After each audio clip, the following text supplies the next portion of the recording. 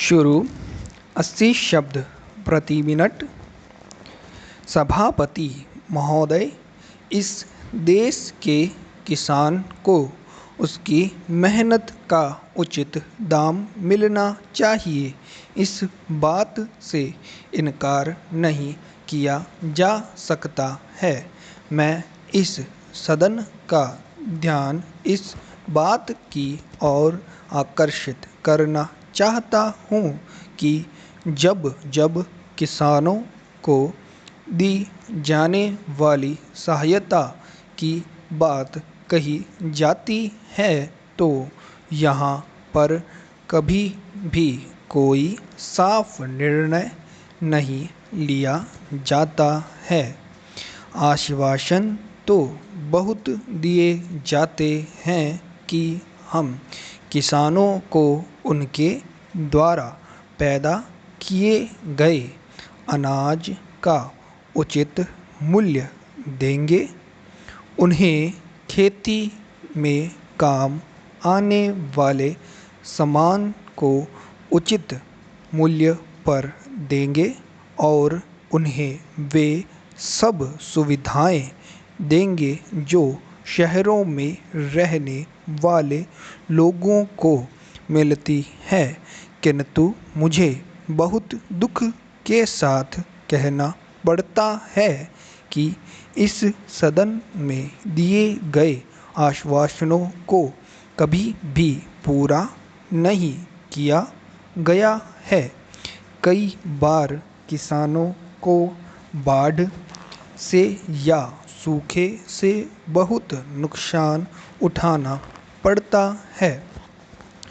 उस समय सरकार की ओर से उनको पूरी सहायता नहीं दी जाती है। एक तरफ तो किसानों को उनके द्वारा पैदा किए गए अनाज का उचित मूल्य भी नहीं मिलता है और दूसरी तरफ उनका बाढ़ और सूखे से बहुत नुकसान हो जाता है। ऐसी स्थिति में हमारे देश के किसानों को बहुत कष्ट उठाने पड़ते हैं। पैरा श्रीमान, महाराष्ट्र में किसानों के आंदोलन की बात हम सुनते हैं। बड़े दुख की बात है, जहाँ तक मुझे मालूम है वहाँ के किसानों को बहुत सारी सुविधाएं दी गई हैं। वहाँ के किसानों को दिए गए ऋण माफ़ कर दिए गए हैं, लेकिन उत्तर प्रदेश के किसानों को इस तरह की सुविधाएं अभी तक नहीं दी गई हैं।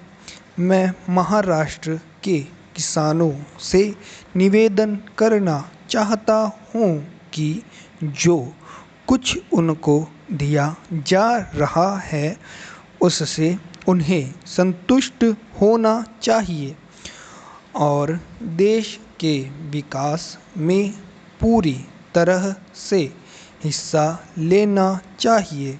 मैं कृषि मंत्री जी से भी निवेदन करना चाहता हूँ कि वे देश के प्रत्येक राज्य के किसानों को दी जाने वाली सहायता के विषय में जानकारी प्राप्त करें और ऐसे उपाय निकालें जिससे किसी को भी यह शिकायत न होने पाए कि अलग अलग राज्यों में अलग अलग तरीक़ों से किसानों की सहायता दी जा रही है।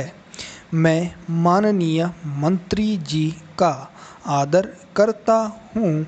मैं समझता हूँ कि उनके दिल में किसानों के लिए पूरी जगह है, लेकिन उनके लाभ की योजनाओं को अच्छी तरह से लागू भी किया जाना चाहिए। स्टॉप।